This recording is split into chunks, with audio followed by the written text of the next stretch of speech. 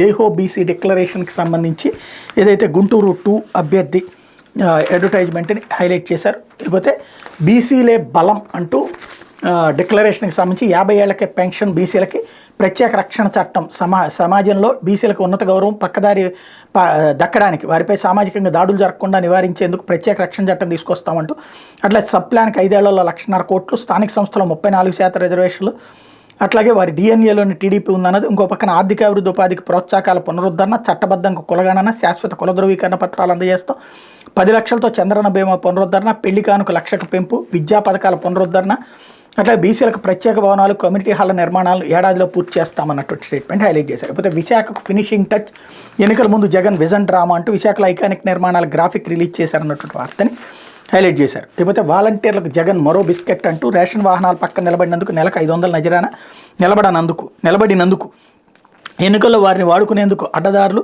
పీకల్లో తప్పుల్లో పౌర సరఫరాల కార్పొరేషన్ దానిపై ఇప్పుడు 12 కోట్లకు పైగా భారం అంటూ ఇప్పుడు ఒక 500 రూపాయలు వాలంటీర్లకు జీతం పెంచబోతున్నారు అన్నటువంటి వార్తని ఇక్కడ ప్రధానంగా హైలైట్ చేశారు. లేకపోతే కడప ఎంపీ సీటుకి వివేకా సతీమణి, నేను నిన్న పొద్దునే హైలైట్ చేశానేది, వివేకా సతీమణిని పెట్టబోతున్నారు అన్నటువంటి. సౌభాగ్యం పేరును పరిశీలిస్తున్న టీడీపీ అధిష్టానం, ఎన్నికల అంశంగా మానవ వివేక దారుణ హత్య, ప్రజాకోర్టులోనే నిందితులకు శిక్ష పడాలని సునీత ఆకాంక్ష, ఈసారి ఎన్నికల్లో జగన్కి ఓటు వేయొద్దని ఇప్పటికే విజ్ఞప్తి అన్నటువంటి. అట్లా గొడ్డలు నా చేతిలో కాదు, నేను ఇంతకుముందే చెప్పా కదా, తెలుగుదేశం చంద్రబాబు పదే అదే మాట్లాడుతున్నారు. అట్లాగే ఈనాడు ఆంధ్రజ్యోతి అదే హైలైట్ చేస్తుందంటే ఎమోషనల్ కాన్సెప్టే. ఇక సంక్షేమ పథకాలు లాంటి వాటిలో తెలుగుదేశం పార్టీ చెప్పినా జనం నమ్మట్లేదు కాబట్టి అదే సందర్భంలో ఇక ఎమోషన్ వైపుకి తీసుకెళ్తున్నారు. వివేక మర్డర్ ద్వారా తాను అధికారంలోకి రావాలని చంద్రబాబు అనుకుంటున్నారు.